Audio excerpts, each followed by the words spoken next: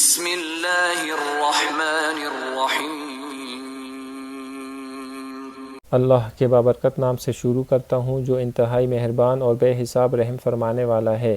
سب تعریفیں اللہ ہی کی پاک ذات کے لیے ہیں جو تمام آسمانوں اور زمینوں اور جو کچھ ان کے درمیان ہے سب کا تنہا خالق، مالک اور رازق ہے۔ دوستو، آپ میں سے جو بھی اس چینل پر نئے ہیں یا آپ میں سے جس نے بھی ابھی تک اس چینل کو سبسکرائب نہیں کیا تو آپ سے درخواست کی جاتی ہے کہ آپ اس کار خیر میں میرا بھرپور ساتھ دیتے ہوئے اس ویڈیو کو لائک کریں اور سب کے ساتھ شیئر کریں، اور میری حوصلہ افزائی کے لیے اس چینل کو لازمی سبسکرائب کرتے ہوئے بیل کے آئیکن کو بھی پریس کر لیں تاکہ یہ ویڈیو اور اس جیسی مزید ویڈیوز ہم سب کے لیے صدقہ جاریہ بن سکیں انشاءاللہ۔ السلام علیکم دوستو، میں محمود خان تعلیم کے ایک نئے ٹاپک کے ساتھ آپ کو آپ کے چینل فضائل تعلیم میں خوش آمدید کہتا ہوں۔ دوستو، ہماری آج کی ویڈیو انتہائی اہمیت کی حامل ہے، اس لیے اس کو آخر تک لازمی دیکھیے گا تاکہ بات پوری طرح سمجھ آ سکے۔ دوستو، ہم سب کو پتہ ہے کہ پاکستان 14 اگست 1947 کو وجود میں آیا، جو کہ اسلامی کیلنڈر کے حساب سے 27 رمضان المبارک 1366 ہجری اور جمعہ کا دن تھا، جس کو اسلام میں لیلۃ القدر کے حوالے سے انتہائی اہمیت کی نگاہ سے دیکھا جاتا ہے،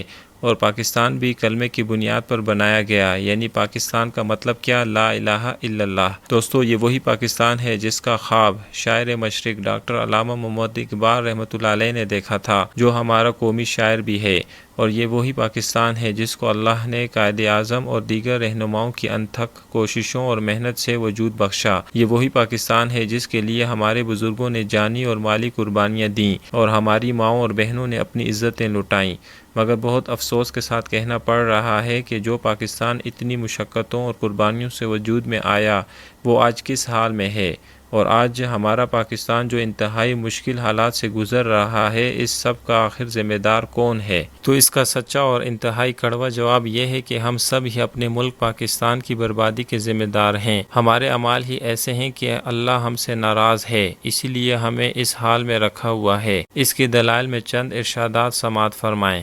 ایک مرتبہ صحابہ کرام رضی اللہ عنہم اجمعین نے حضور اکرم صلی اللہ علیہ وآلہ وسلم سے دریافت فرمایا کہ کیا ہم ایسی حالت میں بھی تباہ و برباد ہو سکتے ہیں جب کہ ہم میں صلحہ یعنی نیک اور متقی لوگ موجود ہوں؟ تو حضور صلی اللہ علیہ وآلہ وسلم نے ارشاد فرمایا کہ ہاں، جب خباثت غالب ہو جائے۔ دوستو، پاکستان کے لفظی معنی ہے پاک لوگوں کی رہنے کی جگہ، مگر انتہائی افسوس کی بات ہے کہ ہم نے اپنی پاک سرزمین کو اپنے برے اعمال کی وجہ سے آلودہ کر دیا ہے۔ آج ہم اپنے معاشرے پر نظر دوڑائیں تو ہمیں پتہ لگتا ہے کہ ہم لوگ کتنے بے حس ہو گئے ہیں، ہمیں اپنے سوا کچھ نظر ہی نہیں آتا، ہمیں جو ٹھیک لگتا ہے وہ ہم کرتے ہیں، جو دل میں آتا ہے وہ ہم کرتے ہیں، اس کی پرواہ کیے بغیر کہ ہمارا ایسا کرنا کہیں اللہ کو ناراض تو نہیں کر رہا۔ ہم میں سے ہر شخص بس عزت، دولت یا شہرت کا بھوکا ہے، اسی کے لیے ساری توانائیاں اور کوششیں کی جا رہی ہیں، اور آخرت سے ہم اس قدر غافل ہیں کہ حقوق اللہ اور حقوق العباد کا ہمیں کوئی ہوش ہی نہیں۔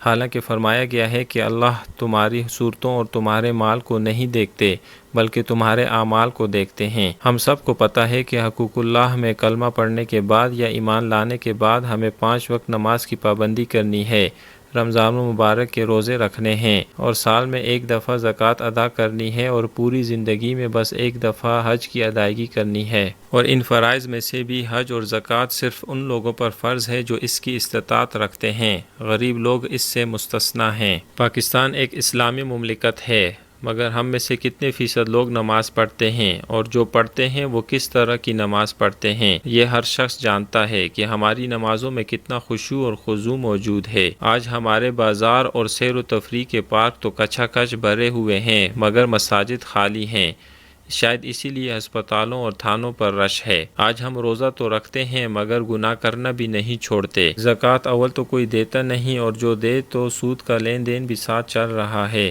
اور رہا حج تو اس کا بھی علم نہیں رکھتے کہ حلال کمائی سے کیا جا رہا ہے یا نہیں۔ جب اللہ تعالیٰ کے احکامات ادا کرنے میں اتنی لاپرواہی سے کام لیا جا رہا ہے تو پھر اللہ کی مدد کہاں سے آئے؟ اور پھر حقوق العباد کا تو کیا ہی پوچھنا، آج ہمارا سارا معاشرہ ہی ظالم بن گیا ہے۔ ہمارے ڈاکٹرز ہوں یا وکیل، عدلیہ ہو یا میڈیا، فوج پولیس ہو یا بیوروکریٹس، عوام ہو یا سیاستدان، سب ہی ذاتی مفاد کو ترجیح دیتے ہیں نہ کہ قومی مفاد کو۔ آج ہمارا بڑے سے بڑا تاج تاجر اور بہت بڑی کمپنیوں کا مالک بھی دھوکہ دیتا ہے، اور ایک ریڑھی والا بھی۔ اسکول، کالج اور یونیورسٹیاں بھی کاروبار کا ذریعہ بنی ہوئی ہیں، اور ہسپتال اور پرائیویٹ کلینکس میں موجود لوگ بھی صرف پیسہ کمانے کے لیے بیٹھے ہوئے ہیں۔ آج کا وکیل اور مولوی بھی اپنے علم اور عہدے کا غلط استعمال کر رہا ہے۔ پورے ملک کے ہی آوے کا آوا بگڑا ہوا ہے۔ آج کون سا ایسا برا عمل ہے جو ہمارے معاشرے میں نہیں ہوتا؟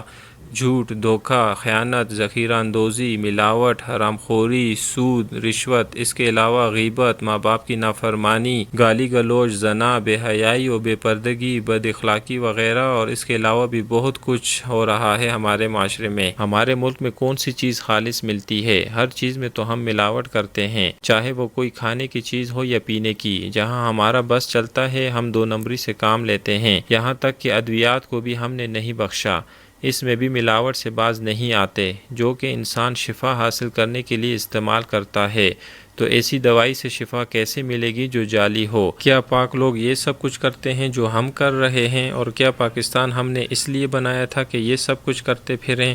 اللہ ماشاء اللہ کہ نیک لوگ اب بھی موجود ہیں، مگر وہ انتہائی کم تعداد میں ہیں، اور اللہ کے فیصلے اکثریت کی وجہ سے نازل ہوتے ہیں۔ حالات اکثریت کے اچھے یا برے اعمال سے بدلتے ہیں۔ کیا ہم نے کبھی یہ بھی سوچا ہے کہ یہ سب کر کے آخر ہم کس طرف جا رہے ہیں؟ کیا یہ سارے اعمال ہمیں جنت میں لے کر جائیں گے یا جہنم میں؟ ظاہر سی بات ہے کہ ان سب اعمال کی وجہ سے ہماری اس دنیا کی زندگی میں سے بھی برکات اٹھا دی گئی ہیں، اور ہمیں ذلت و خواری والی زندگی گزارنی پڑ رہی ہے، اور آخرت میں بھی یہ اعمال ہمیں سیدھا دوزخ ہی کی طرف لے کر جائیں گے۔ ہم یہ کیوں بھول گئے ہیں کہ کوئی ذات ہے جو ہمیں ہر وقت دیکھ رہی ہے، جس کے سامنے ایک دن ہم نے پیش ہونا ہے، جس نے زندگی گزارنے کے کچھ اصول بتائے ہیں۔ سب کچھ کرنے والی ذات صرف اللہ کی ہے، جس کو ہم بالکل ہی بھلا بیٹھے ہیں۔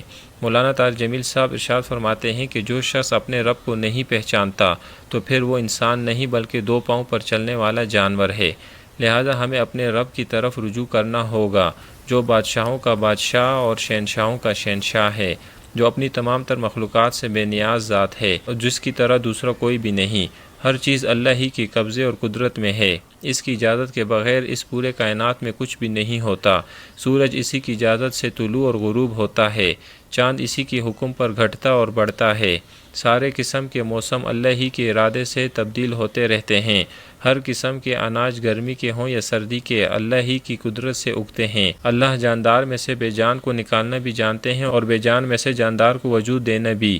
عزت اور ذلت بھی اللہ کی طرف سے ہے، غم اور خوشی بھی اللہ ہی دیتے ہیں، نفع اور نقصان بھی اللہ ہی پہنچاتے ہیں، کامیابی اور ناکامی بھی اللہ ہی عطا کرتے ہیں، صحت اور بیماری بھی اللہ ہی کی طرف سے آتی ہے، زندگی اور موت بھی اللہ ہی کے قبضہ قدرت میں ہے۔ جب یہ 7 آسمان اور زمینیں نہیں تھیں، سب ستارے اور سیارے نہیں تھے، کچھ بھی نہیں تھا، تب بھی صرف اللہ ہی کی پاک ذات موجود تھی، اور کل کو جب یہ سب کہکشائیں فنا ہو جائیں گی، سب 18,000 مخلوقات ہلاک ہو جائیں گی، تب بھی صرف اللہ ہی کی واحد پاک ذات موجود رہے گی، جس کو کبھی کوئی زوال نہیں آ سکتا۔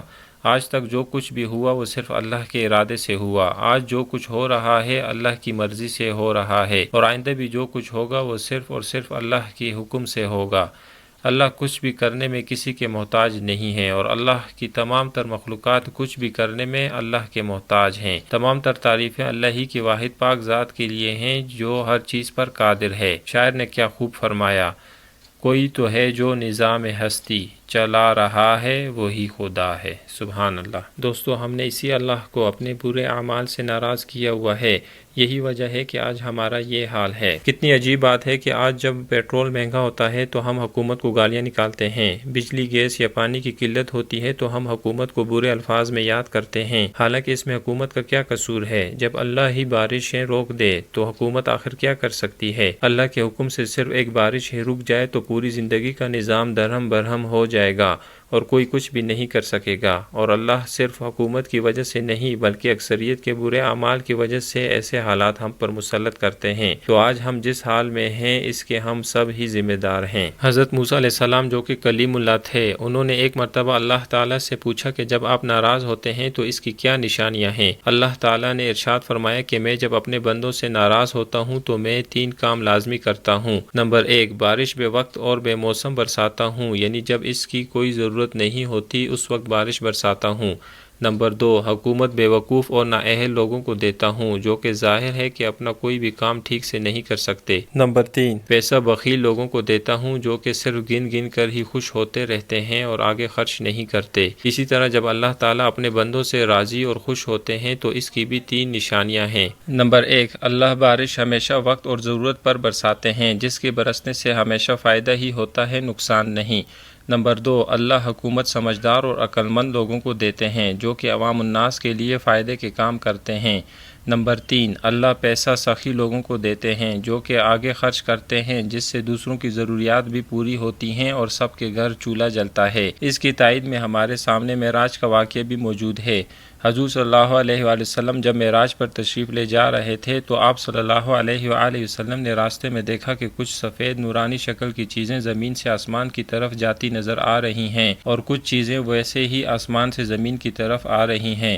تو آپ صلی اللہ علیہ وآلہ وسلم نے جبریل علیہ السلام سے دریافت کیا کہ یہ سب کیا چیزیں ہیں؟ تو حضرت جبریل علیہ السلام نے ارشاد فرمایا کہ جو چیزیں آپ صلی اللہ علیہ وآلہ وسلم کو نیچے سے اوپر کی طرف جاتی نظر آ رہی ہیں یہ آپ صلی اللہ علیہ وآلہ وسلم کی امت کے لوگوں کے اعمال ہیں، اور جو چیزیں آپ صلی اللہ علیہ وآلہ وسلم کو اوپر سے نیچے کی طرف جاتی نظر آ رہی ہیں یہ ان اعمال کے عوض اللہ تعالیٰ کے فیصلے اور احکامات ہیں۔ دوستو ان سب سے بخوبی اندازہ لگایا جا سکتا ہے کہ جیسے ہمارے اعمال ہیں ویسے ہی اللہ کے فیصلے ہم سب پر اتر رہے ہیں، جیسے ہمارے اعمال ہیں ویسے ہی ہم پر حکمران بھی مسلط کیے گئے ہیں۔ تو یہ کہنا بالکل غلط ہے کہ ہمارے ملک کو اگر کوئی اچھا لیڈر مل جائے تو ہمارے ملک کے حالات بدل جائیں گے۔ ہمارے ملک کو بدلنے کے لیے ہم سب کو بدلنا ہوگا، یہ کسی ایک فرد کے بس کی بات نہیں۔ ڈاکٹر علامہ محمد اقبال رحمۃ اللہ علیہ نے کیا خوب ارشاد فرمایا، افراد کے ہاتھوں میں ہے اقوام کی تقدیر، ہر فرد ہے ملت کے مقدر کا ستارہ۔ سوچنے کی بات ہے کہ علامہ اقبال رحمۃ اللہ علیہ کتنے ذہین اور دور اندیش انسان تھے۔ انہوں نے بھی یہ بھانپ لیا تھا کہ ملک اور قوم کی تقدیر کسی ایک فرد کے ہاتھ میں نہیں بلکہ تمام افراد کے ہاتھوں میں ہے، اور ہر فرد ہی اپنے ملک، قوم اور ملت کے مقدر کا ستارہ ہے، چاہے کوئی امیر ہے یا غریب، تعلیم یافتہ ہے یا نہیں، کم عمر نوجوان ہے یا بزرگ، مرد ہے یا عورت، سب کو ہی اپنی ذمہ داری نبھانی پڑے گی۔ کوئی بھی شخص خود کو کمتر نہ سمجھے۔ اس ملک کو بدلنے میں سب نے اپنا کردار ادا کرنا ہے، اور اس کا بہترین طریقہ یہ ہے کہ پہلے توبہ استغفار کر کے خود کو بدلا جائے، اپنا قبلہ ٹھیک کیا جائے اور اپنی اصلاح کی جائے۔ جب ہم سب خود کو بدل کر ٹھیک کر لیں گے تو تبدیلی بھی آ جائے گی اور ملک کے حالات بھی اللہ تعالیٰ بہتر کر دیں گے انشاءاللہ۔ اللہ خود قرآن پاک میں ارشاد فرماتے ہیں کہ میں کسی قوم اور ملک کی حالت اس وقت تک نہیں بدلتا جب تک وہ لوگ خود اپنی حالت نہیں بدل لیتے۔ مولانا طاہر جمیل صاحب ارشاد فرماتے ہیں کہ زوال ایسے ہی نہیں آ جاتا، جس جگہ 3 کام ہونے لگ جائیں وہاں ذلت یقینی ہو جاتی ہے، اور وہ 3 کام یہ ہیں: جھوٹ، ظلم، دھوکہ۔ یہ 3 کام کسی قوم میں ہو یا فرد میں ہو، عورت میں ہو یا مرد میں ہو، ذلت اس کا مقدر بن جاتی ہے دونوں جہانوں میں۔ اس کے برعکس اگر سچ، عدل اور دیانتداری جس جگہ ہونے لگ جائیں تو وہاں عزت یقینی ہے۔ آخرت کا معاملہ الگ ہے۔ اس دنیا میں یہ 3 کام کسی قوم میں ہو یا فرد میں ہو، عورت میں ہو یا مرد میں ہو، تو عزت اس کا مقدر بن جاتی ہے۔ یہی وجہ ہے کہ یورپ، آسٹریلیا اور امریکہ کے ممالک ترقی کر رہے ہیں، حالانکہ وہاں اسلامی ریاستیں بھی نہیں، مگر وہاں یہ 3 کام کثرت سے ہو رہے ہیں، اسی لیے وہ لوگ کامیاب اور باعزت زندگی گزار رہے ہیں، اور ہم نے جھوٹ، دھوکہ اور ظلم والے کام اپنائے ہوئے ہیں، اس لیے اللہ نے ہمیں ناکام اور ذلیل کیا ہوا ہے دنیا بھر میں۔ ایک اور حدیث کا مفہوم ہے کہ جو کوئی بھی 4 کام کرنے لگ جائے تو اس کی یہ زندگی بھی سنور جائے گی اور آخرت میں بھی کامیابی ملے گی، اس کی موت اس کے لیے ایک بہترین تحفہ بن جائے گی، اور پھر اللہ اس کو اور یہ اللہ کو خوش ہو کر ملیں گے۔ وہ 4 کام یہ ہیں: نمبر 1 جھوٹ نہ بولنا یا ہمیشہ سچ بولنا۔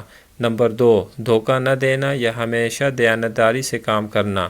نمبر 3 بد اخلاقی سے بچنا یا ہمیشہ اپنے اخلاق اچھے رکھنا سب کے ساتھ۔ نمبر 4 حرام خوری سے بچنا یا ہمیشہ رزق حلال کمانا اور کھانا۔ دوستو اگر ہم چاہتے ہیں کہ ہمارے ملک سے مہنگائی اور بے روزگاری ختم ہو جائے، ہمارے ملک سے گیس، بجلی اور پانی کی قلت اور دیگر تمام مسائل دور ہو جائیں، ہمارا ملک بھی پرامن اور خوشحال ہو جائے، ہم بھی دیگر ملکوں کی طرح دن دگنی اور رات چگنی ترقی کریں تو ہمیں چاہیے کہ ہم حقوق اللہ اور حقوق العباد کو ادا کریں، اللہ تعالیٰ کے پیارے احکامات اور حضور صلی اللہ علیہ وآلہ وسلم کے مبارک طریقوں کے مطابق زندگی گزاریں۔ دوستو، ہمارا مسئلہ یہ ہے کہ ہم میں سے کوئی بھی خود کو ٹھیک نہیں کرنا چاہتا۔ ہم میں سے ہر شخص یہ چاہتا ہے کہ دوسرا ٹھیک ہو جائے مگر مجھے کوئی کچھ نہ کہے، باقی سب تو مجھے میرے حقوق دیتے رہیں مگر مجھ سے دوسروں کے حقوق ادا کرنے کے حوالے سے کوئی سوال نہ کیا جائے۔ ہم سب اپنے ملک پاکستان کے لیے جان تو قربان کرنے کے لیے تیار ہیں مگر خود کو بدلنے کے لیے تیار نہیں۔ ہم اللہ تعالیٰ اور حضور صلی اللہ علیہ وآلہ وسلم سے محبت کرنے کا دعویٰ تو کرتے ہیں اور وقت پڑنے پر اپنی جان کی بازی لگانے کے لیے بھی تیار ہیں، مگر اللہ تعالیٰ کے پیارے احکامات اور حضور صلی اللہ علیہ وآلہ وسلم کے مبارک طریقوں پر زندگی گزارنے کے لیے تیار نہیں۔ ہم معاذ اللہ اپنے رب اور ملک کو دھوکہ دے رہے ہیں یا خود کو دھوکے میں رکھا ہوا ہے۔ دوستو، اس میں کوئی شک نہیں کہ پاکستان کی بنیاد کلمے پر اور وجود 27 رمضان المبارک کو ہوا، مگر اس خوش فہمی سے نکل آئیں کہ پاکستان ہمیشہ قائم رہنے کے لیے بنا ہے۔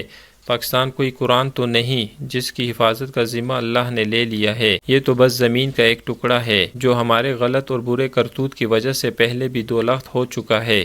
جب 1971 میں ہم سے بنگال یعنی مشرقی پاکستان علیحدہ ہو گیا تھا، اور اب بھی اگر ہم نے خود کو نہیں بدلا، اپنے اعمال درست نہ کیے تو خدا نخواستہ کل کو بھی بڑا نقصان اٹھانا پڑ سکتا ہے۔ لہٰذا اب بھی وقت ہے، خدارا ہوش میں آ جائیں اور غفلت کی زندگی سے نکل آئیں، اس سے پہلے کہ بہت دیر ہو جائے اور پھر پچھتانے کے سوا کرنے کو کچھ بھی نہ ہو۔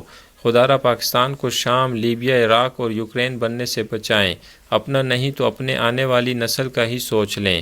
پاکستان ہے تو ہم ہیں۔ اللہ تعالی ہمارے حال پر رحم فرمائے، ہمارے ملک کی حفاظت فرمائے اور ہمیں جلد از جلد صراط مستقیم پر آنے کی توفیق عطا فرمائے، آمین۔ دوستو، کوئی بات بری لگی ہو تو معذرت خواہ ہوں۔ اپنے اور اپنے ملک کی بہتری کے لیے اس ویڈیو کو آگے لازمی شیئر کریں اور مزید نئی ویڈیوز کے لیے اس چینل کو لازمی سبسکرائب کریں۔ جزاک اللہ خیراً۔